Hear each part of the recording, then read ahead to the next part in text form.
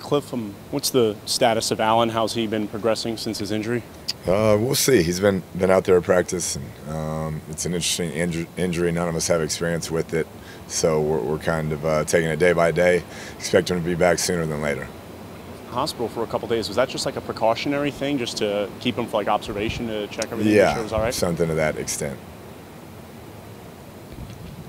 Coach, when you deal with an injury that y'all have never seen before and trying to get a guy back, is that just completely asking the medical staff and kind of being dependent on what they say? Yeah, no question. We turn it over to them and get different opinions from different people and see when he's ready to play and feels good and feels healthy. So is his status for Thursday's game? It's still like questionable? Yeah, I'm hoping to have all three guys available to play. So we'll see if that happens or not. How's McLean looking? He's doing better. I'm not sure if he's game ready or not. We got a couple of days left. I've said it before, his game is a little bit different, so he's got to be able to push off that leg and run and make plays. And if he can't do that, then he won't play. Have him and Allen both like fully participated in practice, or? Yeah, all three have been participating in practice. Okay. If you have all three ready, what's your game plan for kind of how you're going to you have to watch.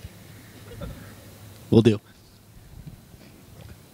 Cliff, with the TCU, I guess what have you kind of seen from their defense? It seems like other than maybe last weekend when Texas kind of did pretty well against Oklahoma, that they were the top defense in the Big 12. Yeah, I think anytime you have a Gary Patterson coach defense, that's what you're going to get. Very disciplined. You got to earn every yard. Nothing's conceded. It's just impressive every year, no matter who the pieces are. He gets them playing hard and very disciplined style of football, and they're really, really good on defense. Just going back to injury, I know you said you were hoping to have TJ back. Is he looking ready, and has he been practicing so far? Yeah, he's been limited in his participation. Same deal. We'll see if he can go full go, and if he can, he'll be out there, and if he can't, we'll wait, have an extra day, and get him ready for Kansas. With Coach Patterson saying Sean Robinson will play but won't start, how do you kind of work around that? Yeah, I'm not sure. I mean, we're going to have plans for both guys. Sean is a tremendous athlete, and the other kid we haven't seen a ton of, but it sounds like he's a very talented player as well. And so Coach Company will have them both ready to go. He's a great coach, and so we'll have plans for both guys. Coach, I know you talked about kind of using the word finish and then fast start. I guess what have y'all been doing to kind of make sure that you can kind of balance both going into this week? Yeah, just talking about it. I think addressing the fast start, getting yourself ready to practice from stretch on, from the time you walk in the building, actually. So I think that's all you can do is focus on it. It's a night game, national TV. Shouldn't have any problem getting ready to go. You kind of feel like the bye week was kind of a nice way to just kind of maybe clear the mind a little bit, let the guys kind of do maybe a couple off days, and did you kind of see a difference when practice I started? think having it more midpoint this season. In the past couple years, it seems like it's been really early. It's probably been good. Allowed some guys to maybe get healthy and then kind of reassess where you're at, do some self-scout, and see what we're doing good, what we're not doing good, and build on it. So I think it probably came at a good time, even though after a loss you want to get back out there and get that taste out of your mouth. I think it probably was a pretty good break for where we're at as a program. What problems do you think, if Sean Robinson starts on Thursday night, the problems do you think that he could bring to your defense? Just that he can hurt you with his feet as well as his arm. They have dynamic playmakers on the perimeter, great running backs, and then you throw him in the mix who can run it, he can throw it, he can extend plays.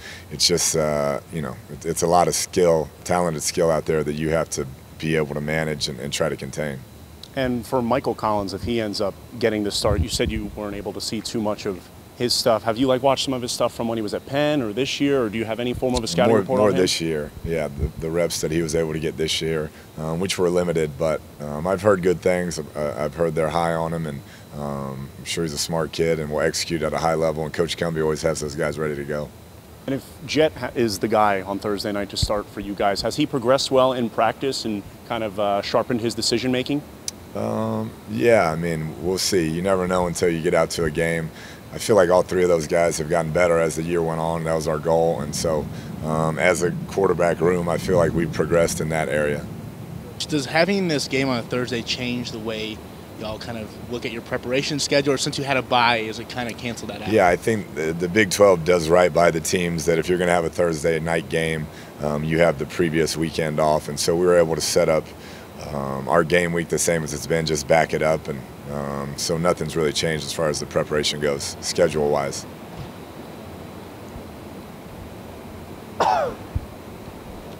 Cliff, has Allen been cleared for air travel, or does that present any issue with his lung? We'll see. That's kind of one of the things we're working through. We've had different opinions, varying opinions. There's varying research out there, so we're trying to be as thorough as we can. Is there a situation what have you found in your research?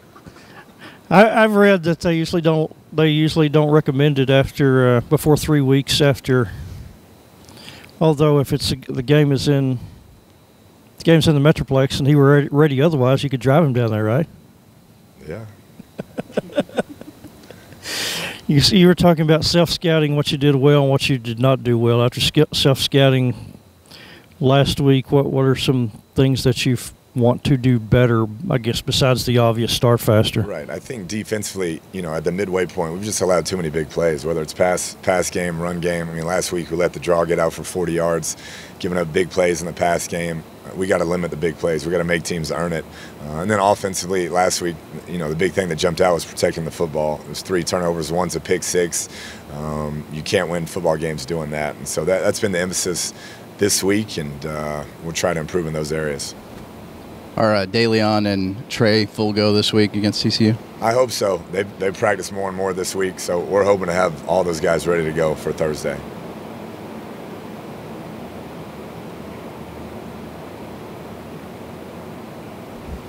Going back to Trey and Ward, they both played in the second half of the last game. Was that a coach's decision? Was there injury related that you were just testing him out? What was the thought process there?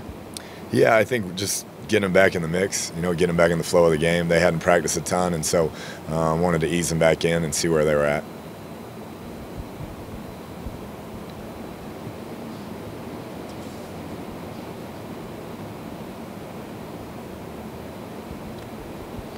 Cliff, following up on that with the running backs, when you have all 5 available, which has not been the case very often this season, how many do you feel like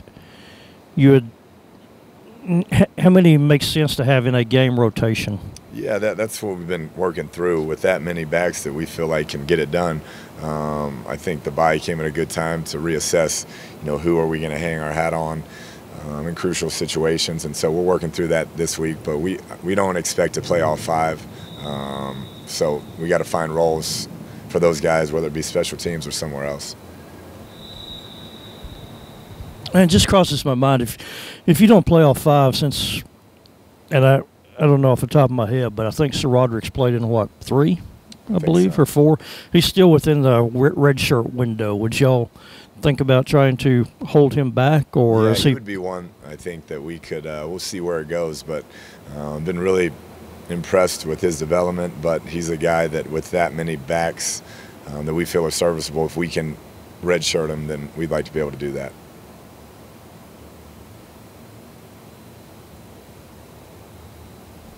You mentioned limiting the big plays. What are your thoughts on Jalen Reagor and the problems he can pose for your defense? Yeah, I mean, he's a phenomenal player. We obviously know him very well. He was committed to us for a while, and I played with his father. And great young man, great family, tremendous athlete. I mean, he's going to give anybody fit. So we have to do a good job of trying to take him away. And the problem is they got other guys that can beat you as well. Jalen Austin and Turpin are tremendous wideouts. And so, but we're going to know where Reagor's at. And it's one thing to know where he's at. It's another thing to try and stop him. Used it to work on little small things that I felt like I need to get better at. But honestly, I used it to take care of my body more, because first couple games kind of just rolled through it, take a toll on your body a little bit. So really just used it to recover. Coach talked about finishing during the offseason. How have you guys kind of focused on starting fast during this bye week? Because I know he said that was a big focus for you all, to kind of learn on offense and defense. Really, we just been coming out firing at all cylinders, trying to anyway from the start, as soon as we touch the field, really.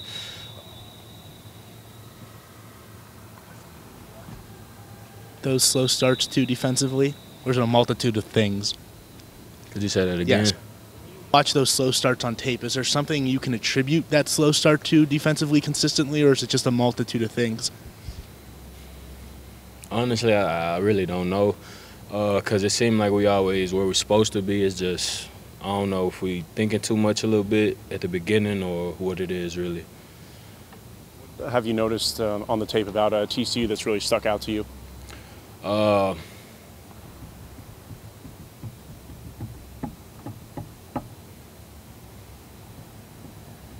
The O-line is pretty physical. They got good skill guys, good quarterback play. Overall, they're a pretty good offense. Quarterbacks, is it a little tougher that you have to potentially prepare for two different ones since you don't know who's going to start for them? A little bit, just because we don't really know if they want to do the same things that they do with 3 as they do with the backup guy. We don't know if they want to use them the same way. So, but other than that, we really just preparing for saying that 3 is going to be the starter. So. Do you lick your chops when you see a mobile quarterback, or do you groan a little bit? I guess I get excited a little bit for the challenge, I guess, knowing that he's not scared to run at me or anything like that. So I guess it gets me excited.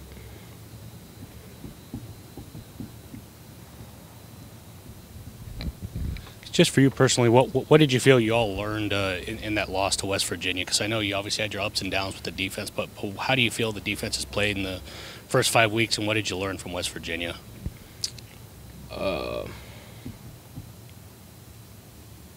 Playing against West V, in my own opinion, it taught me that as a team, like, we got to start fast. If we put 4 quarters together, we can beat anybody, and that's just how I honestly feel. I guess with TCU, I know you said the line's physical. Does that kind of get the defensive line kind of fired up a little bit? Because obviously it could be a battle between the 2 lines there. Yes, sir, it does, because especially knowing when somebody not going to just let you punk them, like, it gets you fired up. And in practice, you know that, like, you got to bring it, and the scout guys are going to bring it. So we'll be well prepared for it because we practice physical against each other all the time. So it's just another day, really. Obviously, without giving away anything, but I guess how do you guys kind of handle the type of running backs they have? Because obviously they got some guys that can kind of go at you, or they can kind of got some guys that can kind of run away from you with the speed. We haven't really seen any downhill running backs, really, but we've seen the guys that'll jump cut from one gap and go all the way across, stuff like that. So we're prepared for that, and really just the physical downhill part, we see that in our running backs every day, so we're prepared for it. How do you handle it mentally as a defensive unit when you get off to those slow starts? What's the challenge in kind of mentally getting through that and getting past that? Really, we just try to keep everybody locked in. Regardless of what happens, we still got to get out there and play for the rest of the game, so you might as well just forget about the last play and just keep going. What does Coach Jamison do with you guys on the sideline, though, when you do get off to a slow start like that? I mean, what is his message to you guys? Just stay calm, keep playing, really. He does a good job of keeping us, like, together, like, when things are going bad. Like, say, for instance, somebody on D-line, just say myself, for instance, say I mess up and get out my gap and mess somebody else up. When we go to the sideline, he'll just be like, he'll say something about it, talk about it, get it on out the way, and then he'll be like, next play, we got to keep going regardless of what happens. You had mentioned earlier how important this bye week was for you just to kind of get your feet back under you. How important is the timing of this for guys like TJ and the quarterbacks who are kind of coming off some injuries? It couldn't have came at a better time, really, because we got a lot of guys that's banged up, and honestly, the bye week was a good thing for us, especially with it being where it is for this 7-game stretch that we got. It'll help us physically and mentally. People often mention you and Dakota as the most vocal guys when it comes to the halftime locker room in the past 2 games. In as PG a way as possible, what's the message you try to send, and why do you feel yourself that you should be responsible for taking that vocal leadership role? Really, the message is just keep fighting. Like, no matter what's going on, just keep fighting. And then once we go into halftime, it's just really just reset. The things that happened in the last 2 quarters don't really matter anymore. We got to go back out here and fight for however long it takes to put us in the best position to win the ball game. And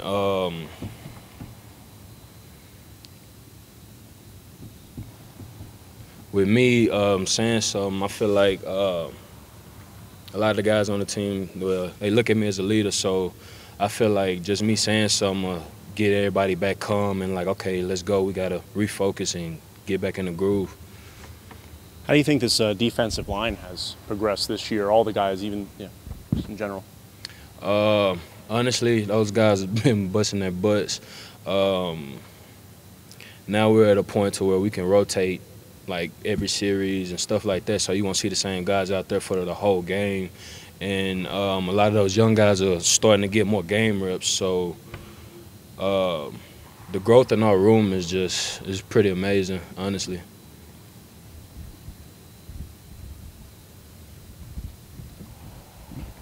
Really important question here, Broderick. What do you think? We don't get to ask you these questions. What do you think of the uniforms this week? They nice. They real nice. I saw it this morning after practice that we were gonna wear all white and the throwback all white, and I kind of got excited for that. What do you remember from last year's game against TCU, and maybe some of the things that you guys want to work on from that? I know it's a year later, but it's still a lot of the same guys. Really just recovering those turnovers. When they put the ball on the ground, we got to get it and get the ball back to our offense. Personally, no. I feel like we faced better D-lines this season, but they're definitely up there with the ones we played so far, so I don't expect nothing different. What sticks out to you about the scouting report of TCU's D? The D-line as a whole is very good. And then, like last year, they held us to 3 points. It's unacceptable from us, but yeah, the D-line's solid. Were you part of that group that went to see Allen in the hospital, and if so, what was kind of the scene like there? Yeah, I was. He was in good spirits. He was happy to see everyone. He's out now. He's in there rehabbing, getting better. Mentally, whenever your quarterback takes a hit like that to cause an injury of that nature, do you let it get to you, or do you kind of feel a little bad, or kind of how does that go? Me personally, it just tells me I gotta tighten up. Can't let stuff like that happen anymore. Just gotta, just bring your A game. How has Allen progressed, like in his recovery process? How much of it have you seen, and does he look like he's getting back on track? I haven't been there to like watch him or nothing. I just see him walking around. He's happy, smiling, good spirits. So, yeah.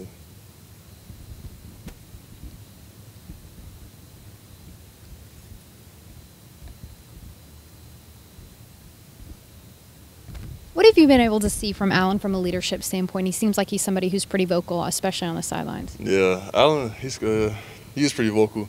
He'll tell you when you're messing up. He always comes up. Every time I see him, comes up, daps me up, shows me love.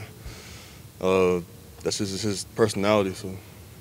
How much comfort do you feel like it gives the young running backs to know that you guys have such an experienced offensive line? I feel like it gives them a ton of confidence to know that they can count on us to get our block and for them to have a hole to run through. So. I feel like Tajon's poise and confidence separates him from other freshmen that you've played with at that position. I haven't seen anything like Tajon in a while. Tajon's fun to watch. He'll deliver big hits even though how tiny he is. But yeah, Tajon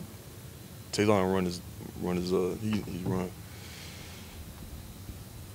Terrence, from what you can tell on film, how's TCU using Ben Banagoo this year, number 15? Does it look like he's coming more from your side or more from Travis' side? 15 is more on my side.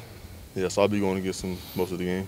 So it's kind of the scouting report on him, or what do you feel like will be keys to keeping him from being disruptive? I mean, I had one against him last year. I didn't see nothing special from him, so I'm expecting the same thing as the previous season.